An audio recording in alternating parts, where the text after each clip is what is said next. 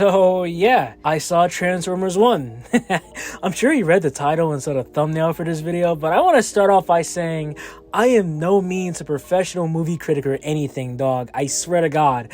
I've written down some key talking points I want to bring up as I'm going along with the review for this movie, but, you know, I'm going off the dome with this one. It is what it is. I'm going to try my best to keep this review short and brief since I have a bad habit of yapping and, you know, going off tangent in these types of freeform videos. So I want to respect your guys' time by talking about what I felt while watching the movie while also cutting out the bullshit at the same time.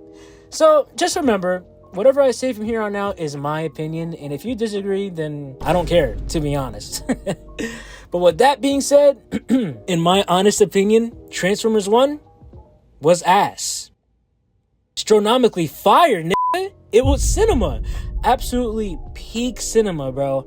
I came into the theater with a good feeling and I walked out of there in a good mood, dog. Peak fiction, I'm telling you. So many characters, so many cameos and Easter eggs on screen and in the dialogue itself, but oh my God, it is hard to talk about them since I want to keep everything spoiler free right now. I don't want to list them right now, but you gotta see the movie for yourself to experience it all. Like, for example, you got hella references to the first movie in 1986. Characters saying their iconic lines from the series, bro. You got origins of characters besides Optimus and Megatron, and how they all got their own little individual quirks that stuck with them throughout the entire series.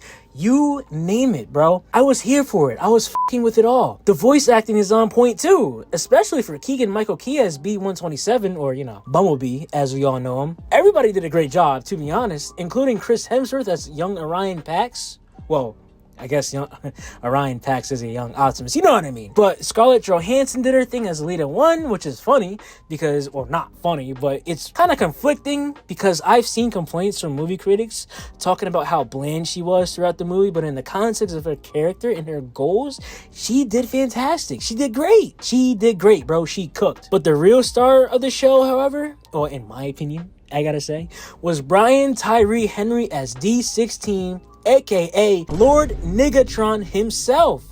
If you're a longtime viewer of the channel, then you already know where that name comes from, but oh my God, that brother went crazy in the booth. Give that man an award, please. The animation was great too. It did throw me off a bit by how some of the characters looked before they got their iconic designs, but trust me, bro, it was all part of the plot of the movie, and I really can't say anything more than that. You know, well, obviously, because of potential spoilers, you know? It's all heavily connected to the story, but besides that, the colors of all the characters, Cybertron and his unexplored wilderness, it was beautiful.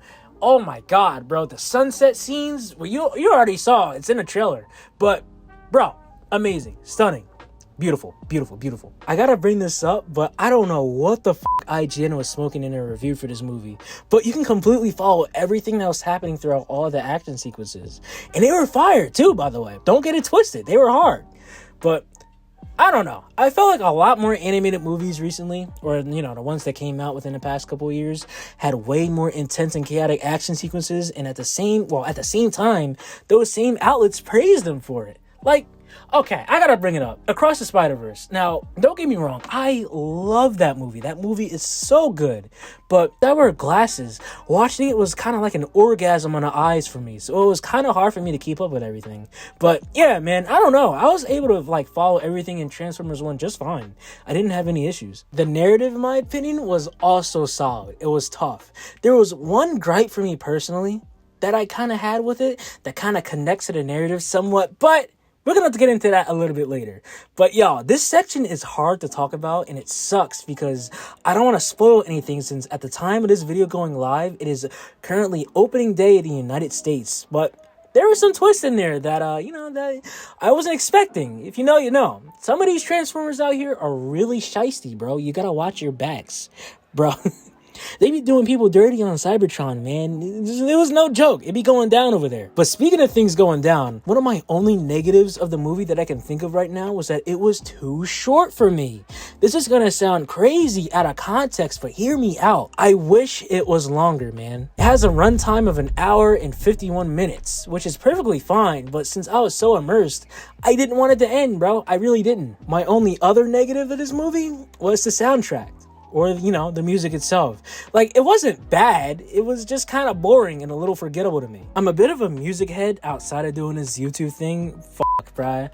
Oh my god, I hate to bring up Across the Spider-Verse again, but I guess ever since I seen that movie and listened to its soundtrack, my standards for, you know, well, this is gonna sound redundant, but my standards for movie soundtracks kind of went up substantially, like, ever since then. And I guess it's kind of my fault, but I don't know. It didn't hit for me like that. Quavo and Ty Dolla $ign did a Transformers theme song for the movie called If I Fall, and at least to me, it was kind of ass, bro. It didn't hit. It's not on Sunflower levels of, like, you know, goodness. You know what I mean? Like, I didn't like it, but it is what it is. But like I said earlier in the video, this is all my opinion at the end of the day, but I don't know, bro. I just make commentary videos on fight scenes and talk about all the crazy and insane shit that characters do for my favorite series. So, yeah, what do I know? But my overall thoughts on the movie? Peak fiction, I swear to God. See, I'm biased since I'm obviously a Transformers fan. Like, I've been doing videos on a series for, like, I don't know, like, over a year now at this point. But, like, yeah, bro, this movie was fucking tough. The conflicts that arose between Orion Pax and D16 and his eventual transformation into Megatron had me going through it. Oh my god, that shit was heartbreaking. But, bro, but how all of that connects to the overall plot of the movie was done really well. Oh fuck, I forgot to mention, this movie is funny too. Like, I felt like they, like, leaned into Bumblebee trying a little too hard with the comedy. Like, don't get me wrong, he had some funny moments for sure, but I think the funniest character, like, low-key was Orion Pax, bro. I'm not gonna lie, Chris Hemsworth's delivery on some of his jokes had me dying. Like, yo, I know y'all saw that middle finger sequence that was in, like, all the trailers, bro. Like, just expect that level of, like, humor throughout, like, the entire movie. I'd say until the very end, well, you know, where things get serious, but yeah, bro, expect a couple of laughs here and there because I thought it was funny. But yo, I really don't know what IGN and a lot of these other movie critics were smoking, dog, because a lot of their complaints weren't justified at all to me. People were saying the action scenes were muddy and overcomplicated, which I think, you know, I kind of glossed over a bit, like, earlier. But they were also saying that Orion's and D16's friendships fell flat and felt uninspiring at best, and how the Transformers movie should have ended at the Dark of the Moon. I'm like, brother, what are you talking about? I genuinely don't see what people had an issue with for this movie. Like, am I tripping? Like, I just thought it was me. Like, I don't know. It just seems like people are yapping just to yap. Like, it's whatever, honestly. Pay them no mind, because at the end of the day, despite what everyone's saying, it's all up to you to formulate and make your own opinions and go off that. So, but yeah. Moral of the story is, go watch that fucking movie. Like, it's good. Like, it's really good. It's a very enjoyable watch, for sure.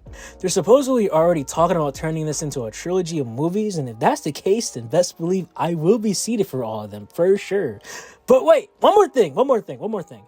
If you do end up seeing this movie for the first time, then please, you have to pay attention to D16's eyes, bro. That is all I am going to say. It's no spoilers, but I'm just saying, like, bro, you're going to see a lot of emotion. But yeah, that's all I got. I'm out of here for real. Did you think this review did Transformers 1 justice, or did you think this review fucking sucked? Talk to me. And also let me know in the comments if you saw Transformers 1 and if you thought it was fire. Just please keep things spoiler free. That is all I ask. But yeah, other than that, that is all I got, y'all.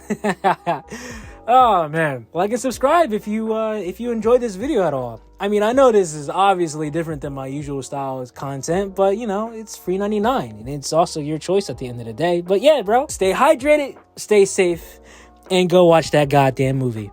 All right. I love you guys, and peace out, bruh.